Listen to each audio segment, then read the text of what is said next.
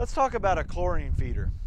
In this case, we use an erosion feeder, and ultimately the water flowing through here is eroding the chlorine tablets. Sometimes they're known as hockey pucks.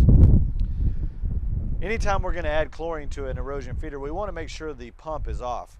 This will prevent any water from trying to splash out when we open our lid. And it's also a good practice to try to be upwind from the chlorinator, as opening the lid could release some strong gases. As I open the lid, I always try to stand back and then open the lid away from me. That way if something does happen, it splashes away from me.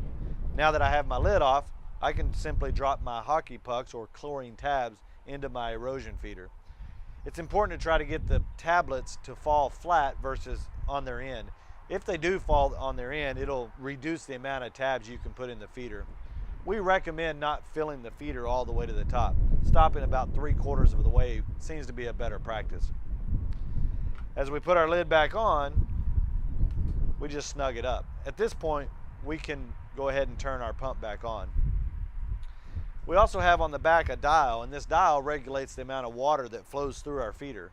If we want less chlorine, we can turn this dial down, and if we want more chlorine, we can turn it up. We'll talk more in our chemistry section about regulating the chemistry. We also have on the back a dial, and this dial regulates the amount of water that flows through our feeder. If we want less chlorine, we can turn this dial down, and if we want more chlorine, we can turn it up. We'll talk more in our chemistry section about regulating the chemistry.